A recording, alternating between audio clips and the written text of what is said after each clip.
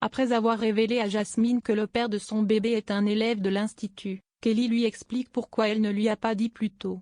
Tout d'abord, ils ont eu un rapport protégé. Ensuite, elle a mis quasiment 3 mois à se rendre compte qu'elle était enceinte. Puis, elle n'avait pas envie qu'il lui demande d'avorter alors qu'elle avait décidé de garder le bébé. Enfin, elle n'a jamais vraiment trouvé le bon moment pour aborder le sujet. Jasmine encourage donc Kelly à le faire dès qu'elle s'en sentira. Pendant ce temps, Amy avoue à Billy qu'elle angoisse à l'idée que Lionel puisse être le père du bébé de Kelly. En effet, il y a 7 mois et demi, ils n'étaient pas encore ensemble et Lionel avait l'habitude d'aller à Dinard. Billy conseille à Amy d'en parler directement avec lui pour être fixe au restaurant éphémère. Kelly briefe sa brigade sur son menu basé en fonction des envies de femmes enceintes. Elle répartit les postes, les entrées pour Suleiman, les plats pour elle et Lionel, les desserts pour Amy.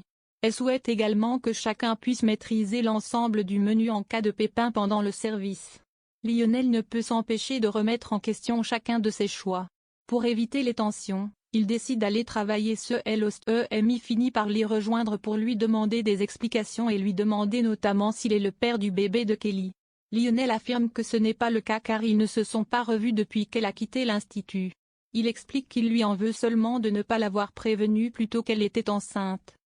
Amy lui suggère de crever l'abcès afin de pouvoir retrouver une ambiance de travail. Lionel se rend donc à la ferme pour voir Kelly. Tous deux se présentent mutuellement leurs excuses. Kelly explique ensuite à son ex qu'elle ne lui a rien dit au sujet de sa grossesse car ce n'était pas prévu et parce qu'elle a paniqué. Elle révèle alors que Suleiman est le père de Tom et est admiratif du talent de Malik pour draguer les filles en leur parlant de son couple libre. Maya les rejoint et cherche à en savoir plus. Malik avoue qu'il n'a pas couché avec la fille qu'il a draguée la veille car il s'est mis à penser à elle et a eu l'impression de la tromper.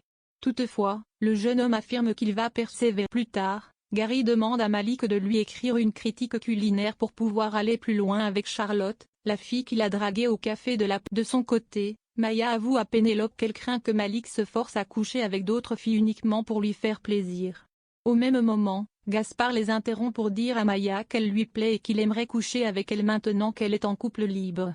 Mais la jeune fille explique qu'elle ne peut pas coucher avec un élève pour changer les idées de Zoé qui attend les résultats du bac. Cela lui propose de partir en vacances dès l'après-midi avec Léonard afin qu'ils puissent apprendre à se connaître avant de participer ensemble au concours de la meilleure école de cuisine de France.